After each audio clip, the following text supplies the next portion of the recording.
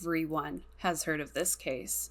Whether or not you know the details about it, you have heard of it. And nearly 80 years later, it is still unresolved and it's still glamorized as ever. I'm Reagan Snyder, and this is the story of the Black Dahlia.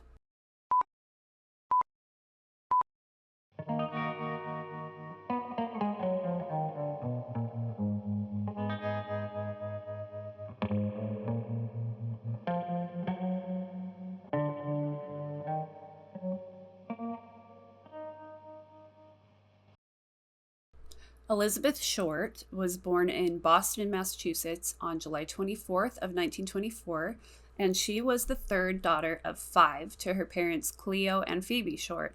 Elizabeth's early childhood was fairly normal until she was about 5 years old. Her dad, Cleo, who designed and built miniature golf courses for a living, had lost most of the family's savings in the stock market crash. The following year, he disappeared, and so a search for him ensued, and his car was found near a lake on the Charleston Bridge. But Cleo himself was nowhere to be found, and so it was assumed that he had jumped into the river to his death. Phoebe had been a stay-at-home mom this whole time. Cleo was the breadwinner, and so now she's thrust into this new life with way more responsibility. She's got to provide financially for this family and raise 5 daughters on her own now, and so she took a job bookkeeping to keep them afloat. When Elizabeth was 15 years old and in her sophomore year, she dropped out of Medford High School, and she also had these lung issues that she had been struggling with. They led to these very severe asthma attacks and recurring bouts of bronchitis, and so she ended up having a surgery which did resolve the issues, but her doctor recommended that she relocated somewhere with a milder climate to prevent any more issues. And Phoebe thought this was a good idea. And so she sent Elizabeth off to Miami, Florida to live with some relatives. 13 years after Cleo's disappearance, Phoebe got a letter in the mail. It was a too little too late letter from Cleo, her supposedly dead husband. He was apologizing to her and wanted to make amends and come back into the family. He had started a whole new life in California, and Phoebe was like, nope, I'm good. It's unclear why Cleo abandoned his wife and kids to start a new life, but it is speculated that he just couldn't handle the financial pressure of providing for them anymore, and so he dipped. But he was ready to come home, and Phoebe's like, no. She was done with him. She wanted nothing to do with him, and so that was that. But when Elizabeth heard that her father was alive and well and living in California, she wanted to go live with him. And so she contacted Cleo, and she promised him that if she could come live with him, she would cook and clean in exchange. And Cleo agreed with this arrangement, and he actually sent Elizabeth the money to get out to California, and Elizabeth set west to go live with her dad in Vallejo, California. But when Elizabeth got there, she did not hold up her end of the bargain. Rather than cooking and cleaning like she had promised her dad, she would sleep all day and go out all night, and she was dating a ton, and her dad didn't like this. Cleo and Elizabeth's relationship had become so strained after just a few weeks of this that they got into this explosive argument, and Cleo kicked her out of the house. And so Elizabeth is on her own across the country from her family. So in January of 1943, 19-year-old Elizabeth headed south to Southern California, and she got a job at the base exchange in Camp Cook in Lompoc, California, which is Santa Barbara County. And while she was there, she was living with this U.S. Army Air Force sergeant, but he was abusive to her, and so it wasn't a great situation. But a few months after this arrangement started, Elizabeth was out with some friends, and she got arrested for underage drinking. She ended up not being charged, but she was sent back to go live with her mom. But instead of going back to live with her mom, she went ahead and went back to her relatives in Miami. And she found work as a waitress. And while she was there, she met Major Matthew Gordon. And shortly after they started dating, they got engaged. But in August of 1945, Matthew was killed in a plane crash, and Elizabeth was on her own again. But Elizabeth did not stay single long. She was beautiful, she was a serial dater, and she always had some romantic interest. So in July of 1946, she made her way back to Los Angeles. She was going to be with an old boyfriend named Joseph Fickling. But shortly after she came back to LA, Joseph ended up moving to another state entirely, and Elizabeth was like, you know what, I'm going to stay here, I'm going to plant some roots, and be a grown-up. She decided that it was time to be a responsible young woman and make a good life for herself.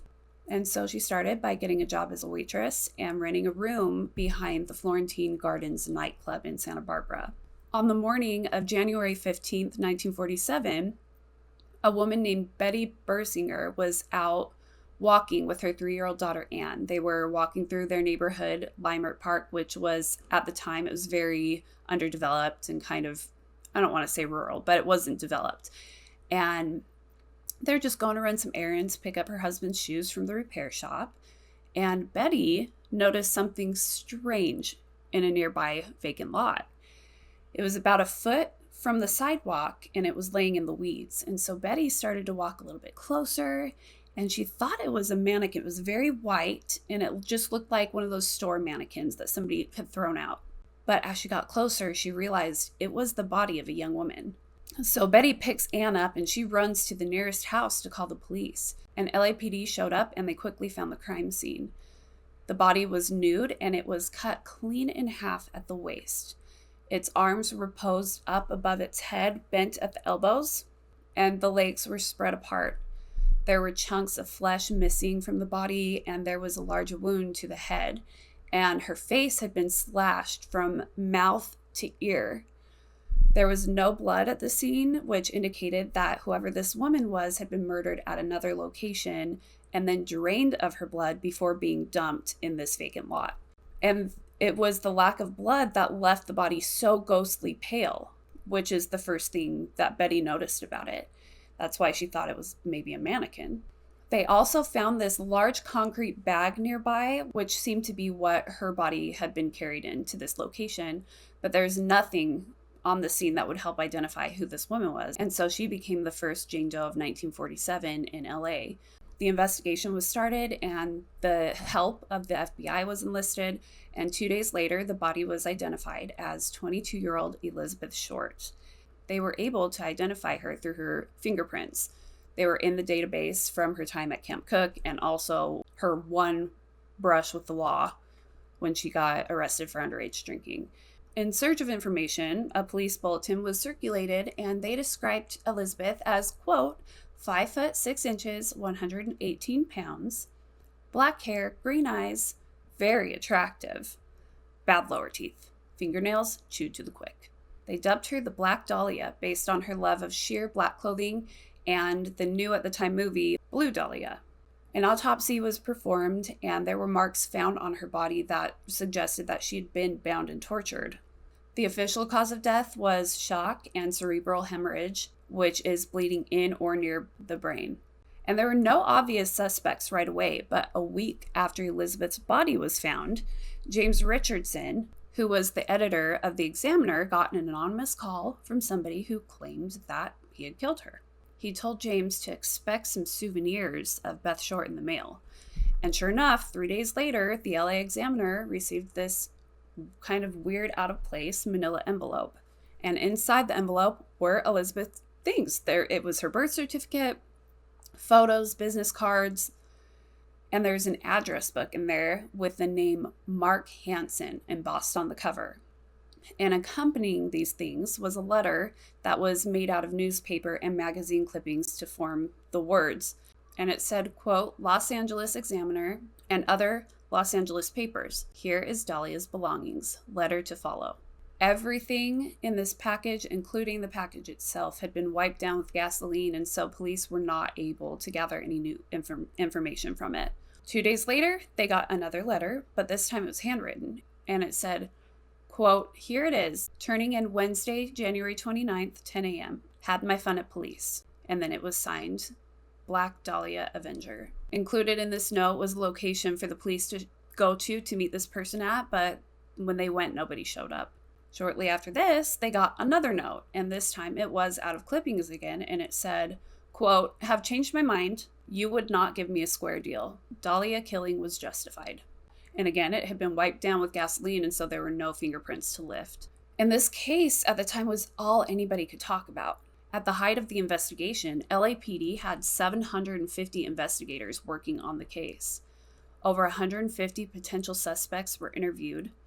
And this included 75 of the men that were listed in that address book that was sent to them with Elizabeth's stuff. But the majority of these men claimed that they had only met Elizabeth for like a date once or twice, but that was it. Investigators theorized that based on the surgical precision of the cuts that were made to Elizabeth's body, that whoever her killer was had some degree of medical knowledge. And so they ended up interviewing 300 USC medical students. Police also received over 60 confessions, but none of them were considered to be legitimate. Despite interviewing hundreds of people, the case remained unsolved, and eventually it just went cold. People just came up with their own assumptions and theories that Elizabeth's death was probably the result of a date gone wrong, or maybe she just ran into the wrong person while she was out walking alone at night. But obviously, that's not the end of it. This case lives on. I mean, it's been almost 80 years. And so there are theories. We theorize, right? We speculate, we talk about it, we find information. And there are a couple of pretty good theories that I want to talk about. People have written books, there are documentaries and movies. This case has inspired fictional literature and film. It's just so glamorized. And so I don't think it'll ever die. Even if we found out exactly who did it, I think it's just one of those cases. One theory is that a man named Robert Manley, also known as Red for the color of his hair, was the Black Dahlia killer. A month before the murder, Red noticed Elizabeth standing outside of a bus station in San Diego, and he asked her if she wanted a ride. And Elizabeth knew enough about stranger danger to just ignore him, but he was very persistent, and eventually she caved and she got into the car with him. And he drove her up to LA without incident, and after he dropped her off, they decided that they wanted to keep in touch. Elizabeth would go to San Diego fairly regularly, and anytime she was there, Red would take her on dates, and so they got to know each other a little bit. Not for long, because a month later she was killed, but during one of her trips to San Diego, her plans for the place that she was supposed to stay at fell through, and so she asked Red to pick her up, and he did. And according to Red, they stayed platonically in a hotel in Pacific Beach together, and Pacific Beach is in the kind of the southern part of San Diego. And so the next day, he drove her back to LA, and he dropped her off at the Biltmore Hotel at around 6:30 p.m. And so obviously Red was questioned by the police, but he maintained his innocence. He was cooperative with the police, and he even willingly took 2 polygraph tests, both of which he passed. So he was let go. But years later, in 1954, the case was still unsolved, and so police backtracked to Red, and they had him come in for more questioning. But this time he was given truth serum before they questioned him again, and it seemed, based on that, he was innocent. Red would eventually move to Anaheim, California, where he would die in 1986, 39 years to the exact date that he last saw Elizabeth. He had taken a fall in his apartment. One of the more interesting theories, in my humble opinion, is the theory that a man named George Hodel was the Black Dahlia killer. After George Hodel's death in 1999, his son Steve, who was retired from LAPD, was going through his dad's things when he came across 2 photos of a woman who looked identical to Elizabeth Short. And so this piqued Steve's interest in a big way, and he started to really dig into and investigate his own father. He obtained files from the FBI about the case. He sifted through newspaper archives and witness interviews from the case. He even contacted handwriting experts to analyze and compare samples of George's handwriting to the writing on the notes that had been sent to the press by the alleged killer. And although the results of the handwriting analysis were inconclusive, it did find that there was a strong possibility that it was George's handwriting. George had been a doctor in life, and he attended med school in the 1930s when the hemicorporectomy, which is also called a translumbar amputation, was being taught. A translumbar amputation is a procedure in which the pelvis, external genitalia, rectum, and bladder are surgically removed. And that's just the way that Elizabeth's body was found. Steve had also found this folder full of receipts in his dad's stuff, and among them was a receipt dated for a few days before the murder for a large bag of concrete, and it was the same size and brand as the concrete bag that was found near Elizabeth's body. It seemed to Steve that his father was the Black Dahlia killer. He also thinks that George murdered a woman named Jeannie French. Jeannie's body was discovered less than a month after Elizabeth's body was found, and it was in this field about 7 miles away from where Elizabeth's body had been found. She had also suffered blunt force trauma, and the initials BD were written on her torso in lipstick, and so this made people think that it stood for Black Dahlia. But if George did murder Elizabeth Short, the next biggest question is why? Some people think that it was his sick attempt at art. Man Ray was a visual artist, and as an aspiring artist himself, George Hodel idolized him. And the way that Elizabeth's body was left and posed seemed to mimic two of Man Ray's works. One is called Minotaur, and the other is called The Lovers.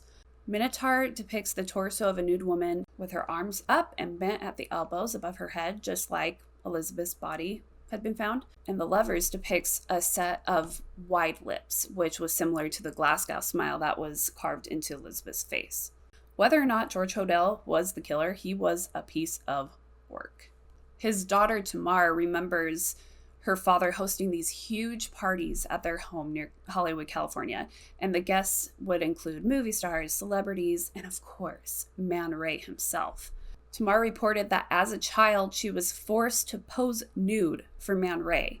When she finally ran away from home, she went straight to the police and she told them that her father had tried to give her a hands-on lesson about oral sex at the age of 11, and he would also rape her and offer her up to his friends for sex. Tamar would make her way up to San Francisco, where at the age of 15, she gave birth to a baby girl named Fauna. But Tamar wouldn't raise her.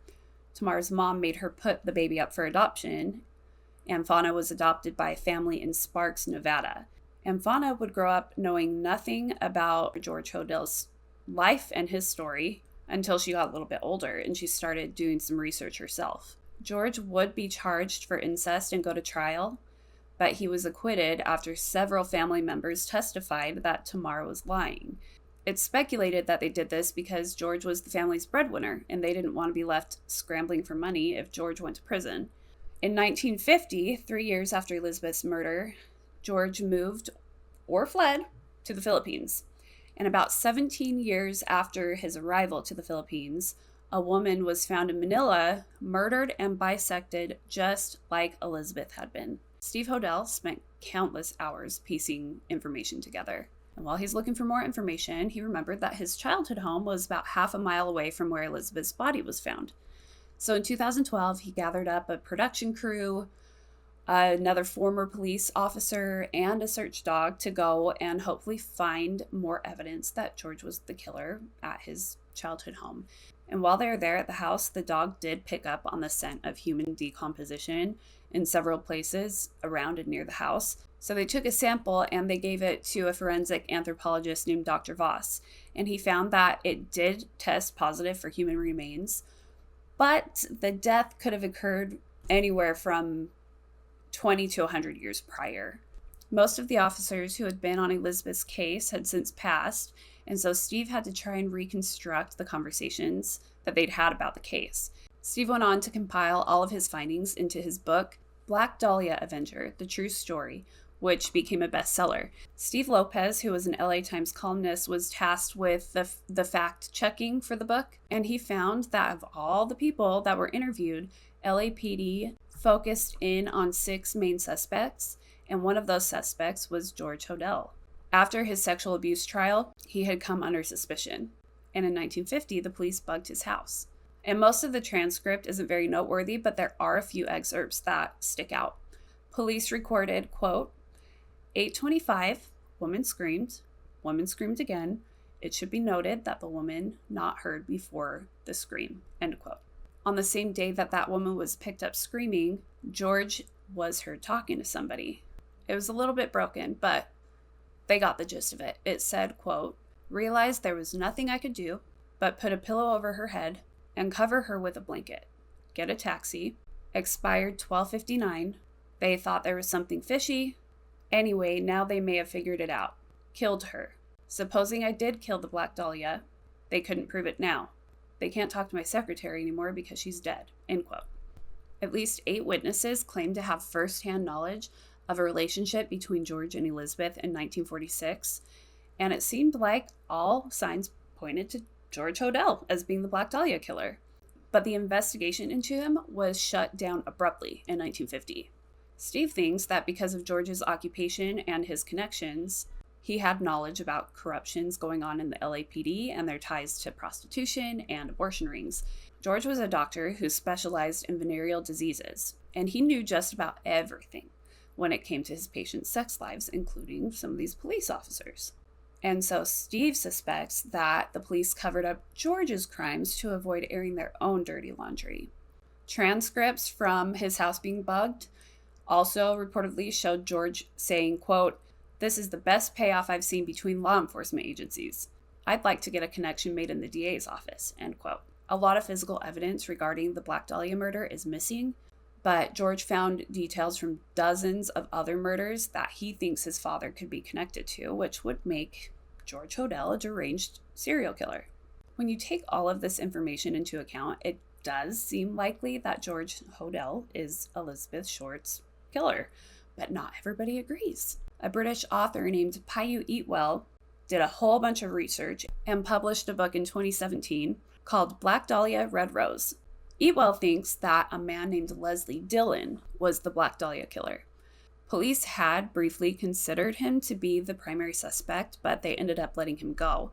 Leslie was a bellhop, and Eatwell thinks that he murdered Elizabeth at the behest of Mark Hansen, who was a local nightclub and theater owner. And if you remember the address book I mentioned earlier that was sent with all of Elizabeth's belongings to the press, it had Mark's name embossed on it. He was also one of the last people to speak to Elizabeth before her death over the phone, and so Mark Hansen was a suspect at one point. He claimed that he'd given the address book to Elizabeth as a gift, and that was it, and ultimately he was let go. But Eatwell alleges that Mark was infatuated with Elizabeth. Elizabeth had stayed with Mark for a few nights before her death, and he came on to her. But she rejected his advances, and this pissed Mark off, and so he called on Leslie Dillon to get rid of her.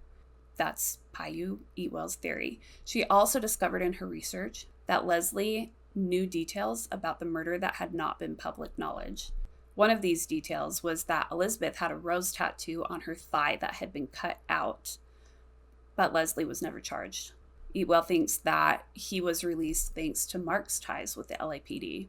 As far as where the murder took place, she thinks that it was committed at the Astor Motel. There are eyewitness reports that claim a woman who looked just like Elizabeth was seen at the motel before the murder, but these reports are uncorroborated. But on the morning of January 15th, 1947, which was the morning Elizabeth's body was found, the owner of Astor Motel, a guy named Henry Hoffman, found one of the rooms covered in blood and feces. And then in another room, he found a bundle of women's clothing wrapped up in brown paper and stained with blood. Hoffman, who had been arrested 4 days prior for beating his wife, didn't want to risk another run-in with the police. So instead of calling and reporting this, he just cleaned it up and went on with his day. Paiu Eatwell is confident in her findings, but her theories have not been proven. To this day, the Black Dahlia remains one of the greatest unsolved mysteries ever. What are your theories? If you like my content, make sure to like and subscribe so that you can get notifications for all of my videos. You can find me on Instagram at The Story of Pod, as well as TikTok. If you prefer to get your stories through podcasts, I have one of those too. You can find me on any podcast platform by searching The Story of. And until next time, take care of yourself.